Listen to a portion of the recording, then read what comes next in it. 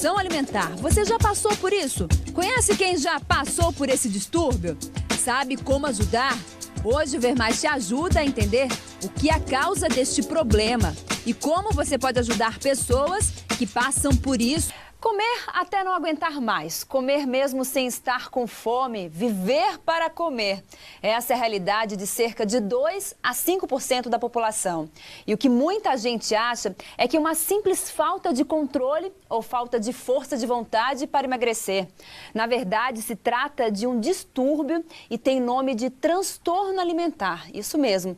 Para falar sobre esse assunto, nós recebemos aqui no nosso estúdio o nutrólogo Alexandre Tramontin, que já está aqui com a gente para falar desse problema que às vezes muita gente confunde, né? Ah, tem olho grande, come demais, por isso que está desse tamanho. Muito boa tarde, doutor. Já começo perguntando para o senhor, o que desencadeia esse tipo de situação? Isso, boa tarde. O que desencadeia são vários fatores. Por exemplo, tem o fator genético, que é bastante preponderante, mas tem os fatores psicossociais do dia a dia da pessoa. Então, nós temos o distúrbio clássico, que é um distúrbio de transtorno alimentar, que é basicamente a perda do controle da ingestão de nutrientes, seguido de culpa, que pode levar à obesidade e outras doenças, mas nós temos aquele deslize corriqueiro que atrapalha na dieta de perda de peso. Então, nós temos que verificar dois fatores, o fator genético e os fatores psicossociais do meio ambiente onde a pessoa vive. E como identificar? Não, eu estou com um transtorno, um distúrbio alimentar. Como identificar isso? Porque às vezes a gente se confunde muito, né? Aquela vontade de comer com uma coisa que pode ser até uma doença, né? Exatamente. Os transtornos alimentares, eles têm um diagnóstico bastante preciso, né? Mas a chave do diagnóstico é a perda do controle da ingestão de alimentos. Então, quando há uma perda de controle, essa perda de controle ela é frequente, e gera um sentimento de culpa, o indivíduo passa a se alimentar escondido, porque até tem vergonha da quantidade o excesso alimentar dele. Então, esses casos exigem um tratamento médico mais acurado. Agora, os outros casos, a gente pode instituir medidas que vão reduzir, então, essa vontade de comer, principalmente doces, massas, pães, incontrolável. Quais são essas medidas? A primeira coisa é a pessoa dividir as refeições dela, não esperar ficar faminta para dar aquela vontade quase incontrolável de comer. Ela pode associar alimentos ricos em fibras insolúveis, que vão dar mais saciedade, acrescentar as proteínas, até chegar ao ponto de necessitar de algum fitoterápico ou algum medicamento para fazer o controle. Mas a grande maioria dos casos, só instituindo essas medidas simples, já são bem benéficas para o controle dessa ingestão exagerada de comida. Quimicamente falando, o que acontece no cérebro quando isso é identificado? Isso. Acontece um distúrbio dos neurotransmissores. Alguns neurotransmissores estão associados à sensação de prazer. Por isso que quando a gente come um chocolate, tem uma sensação prazerosa. É a serotonina que libera? Exatamente, né? São esses neurotransmissores que são associados ao prazer. Então, o que a pessoa precisa? A pessoa precisa fazer um reequilíbrio desses neurotransmissores. E aí é que entra, muitas vezes, um tipo de alimentação diferenciado ou, às vezes, até a necessidade de algum fitoterápico que vá dar suporte para produzir esses neurotransmissores sem a pessoa precisar fazer uma ingestão grande de chocolate, por exemplo. Então, nós vamos dar elementos, dar aminoácidos, por exemplo, específicos, que vão aumentar a produção da serotonina ou outros neurotransmissores associados a esse equilíbrio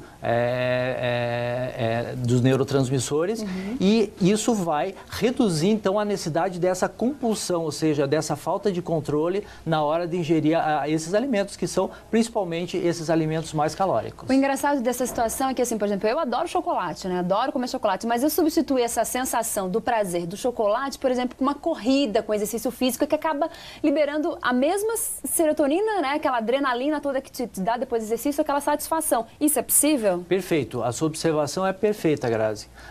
Nós precisamos buscar prazer. Nós podemos buscar prazer de outras formas que não levam à obesidade. E uma das formas excelentes de você conseguir essas duas coisas, saúde e sensação de bem-estar, é através do exercício.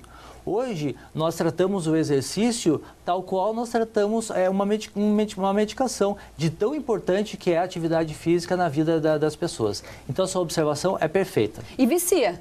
Porque eu falo que corrida vicia.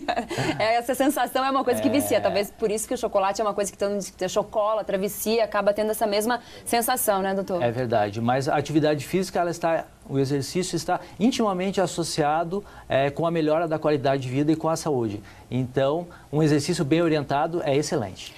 Existem alguns alimentos específicos que causam esse fenômeno de ataque de vontade de comer dessa maneira? Sim, por exemplo, se você faz uma alimentação mais baseada em carboidratos simples, ou seja, mais açucarados, com baixa quantidade de fibras, ou muito associado a a alimentação com baixo nível de proteína, não é? Então, logo em seguida, você vai ter fome novamente. Ao contrário, se você ingerir uma alimentação que tenha proteína na dieta, não precisa de exageros na quantidade, mas que tenha proteína na dieta e também que seja uma alimentação rica em fibras e nutrientes, isso vai dar uma saciedade por muito mais tempo para você, certo?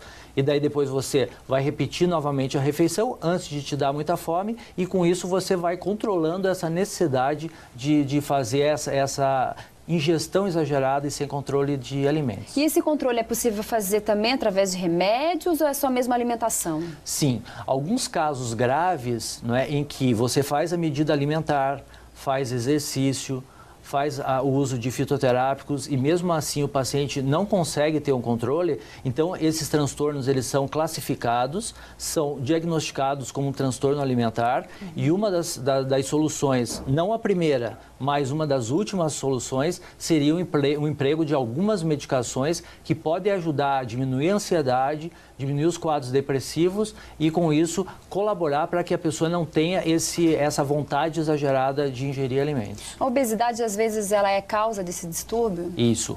A obesidade, os transtornos alimentares do tipo compulsão alimentar e a obesidade, eles formam um ciclo vicioso, não é? Um realimenta o outro. Esses transtornos alimentares do tipo compulsão alimentar ou aquele comer noturno, que é aquele comer onde o indivíduo passa o dia inteiro sem comer e daí à noite ataca a geladeira, todos esses têm a tendência a levar o indivíduo à obesidade. Então, por isso, mais um motivo que eles precisam ser tratados para a pessoa não ter obesidade e ter todas as doenças que a obesidade pode causar. Então, o controle, no caso dessa tua alimentação durante todo esse dia, é muito importante, né? Isso. O horário de tomar café, o horário de fazer o lanche da manhã, isso pode ajudar muito, né, doutor? Pode ajudar muito. Por exemplo, o café da manhã nós nunca devemos negligenciar. É uma das refeições mais importantes durante o dia. E também é importante você não ficar muito tempo sem se alimentar, porque a tendência desses indivíduos predispostos é quando eles ficam muito tempo sem se alimentar, eles não escolherem um pedaço de bife e salada para comer, e sim eles têm a tendência de ingerir alimentos mais do tipo massas, doces, etc. Então, uma boa medida também é você dividir, fazer várias refeições ao longo do dia e que essas refeições tenham como componentes as fibras insolúveis, e uma fonte de proteína que são boas dicas para reduzir os quadros de compulsão alimentar. E aquela coisa, né? Come regradamente, mais vezes no dia, acelera o seu organismo, né? Seu metabolismo e acaba até às vezes até emagrecendo, né? Exatamente, exatamente. Porque aí você passa a ter hábitos de vida saudáveis. E os hábitos basilares são realmente uma dieta adequada e exercício. Então, a partir daí, você muda os seus hábitos de vida, melhora a sua qualidade de vida, fica mais feliz e depende menos do chocolate. Tá certo. Muito obrigada pelas suas informações, né? Acho que ajudou bastante gente e até uma próxima. Obrigado.